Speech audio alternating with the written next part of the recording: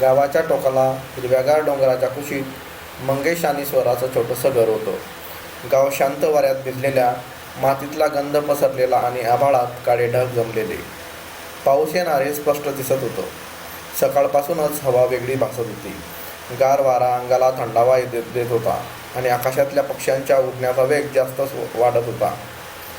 मंगेशच्या घराच्या ओसरीत बसून गावाच्या रस्त्याकडे बघत होता. त्याच्या चेहऱ्यावर हलकी हसू आणि डोळ्यात एक शांत समाधान. स्वराला भेटून आता वर्षभर झालं होतं, पण त्यांची कहाणी खूप आधीपासूनच सुरू झाली होती. कॉलेजच्या पहिल्या दिवशी वर्गात एका बाकावर बसायला जागा मिळाली नव्हती, म्हणून मंगेश एका कोपऱ्यात उभा होता. तेव्हा स्वरा आली आणि म्हणाली, इकडे बसशील का? ती पहिली ओळख. हळूहळू ते मित्र झाले. नंतर एकमेकांचे जीवलग. सुरुवातीला अभ्यास, नंतर फिरणं, एकमेकांच्या घरच्या गोष्टी आणि मग एक दिवस पावसात भिजताना आलेली ती पहिली जाणीव की ते फक्त मित्र राहिले नव्हते. आज पुन्हा तसाच पाऊस येणार होता. मंगेश विचारात गडलेला असताना स्वरा हळूच मागून आली. तिच्या हातात चहाचा कप होता. घे, तुझा आवडता मसाला चहा, ती म्हणाली. गरम कपातून निघणारा वाफ आणि तिच्या आवाजातली ऊब दोन्ही मंगेशला सुखावत होते. तुला आठवतंय का, पहिल्यांदा आपण पावसात भिजलो होतो ते? मंगेश हसत विचारतो. आठवणार नाही का? त्या दिवशी माझं स्कूटर बंद पडला होता आणि तू छत्री घेऊन आलीस, पण आपण दोघंही शेवटी पूर्ण भिजलो. तीही हसली. ढगांचा गडगडाट झाला आणि क्षणात पावसाच्या थेंबांनी अंगण झाकून टाकलं. स्वरा थोडी वेळ खिडकीतून पावसाकडे बघत राहिली. चल बाहेर जाऊया, ती म्हणाली.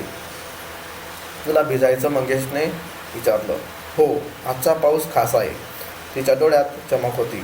दोघंही छपरा खालून बाहेर आले. पहिल्या क्षणी पावसाच्या थंड थेंबांनी त्यांना व्यापून टाकलं. केसांतून पाणी वाहत होतं. कपड्यांवर थेंब नाचत होते आणि गंधवल्या मातीचा ताजा मोह. मंगेशने स्वराचा हात धरला.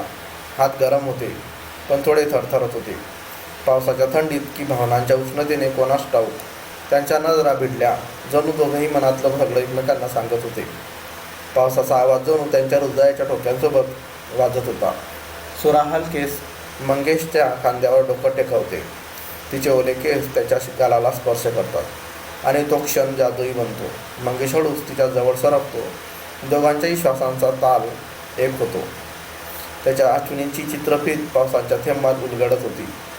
पहिली भेट, कॉलेजचे दिवस, गावच्या मेळ्यात फिरणं आणि पहिल्या हातात हात घेणं. प्रत्येक क्षण जणू पावसाच्या आवाजात पुन्हा जिवंत होत होता. आकाशात विजा चमकत होत्या, पण त्यांच्यासाठी जग थांबल्यासारखं होतं. मंगेश हळूच म्हणतो, स्वरा, काही गोष्टी शब्दात सांगता येत नाहीत. स्वरा त्याच्याकडे पाहते आणि हलक्या आवाजात म्हणते, म्हणूनच तर आपण एकत्र आहोत, कारण काही भावना फक्त अनुभवता येतात.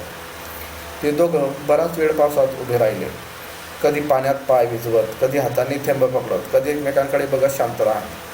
तो क्षण कोणत्याही मोठ्या गोष्टींचा नव्हता, फक्त एक साधा पावसाचा दिवस, पण त्यांच्यासाठी तो संपूर्ण आयुष्यभर लक्षात राहील असा.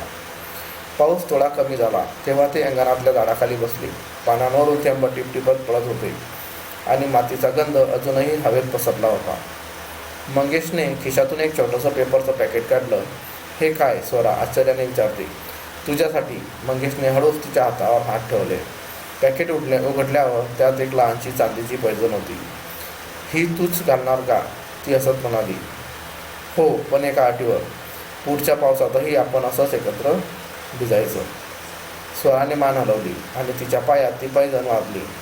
पाऊस थांबला होता, पण त्यांच्या मनातला पाऊस, प्रेमाचा आनंद आणि एकमेकांबद्दलच्या जिव्हाळ्याचा अजूनही कोसळत होता. तर मित्रांनो, अजून असेच व्हिडिओ बघण्यासाठी चॅनलला सबस्क्राईब करा.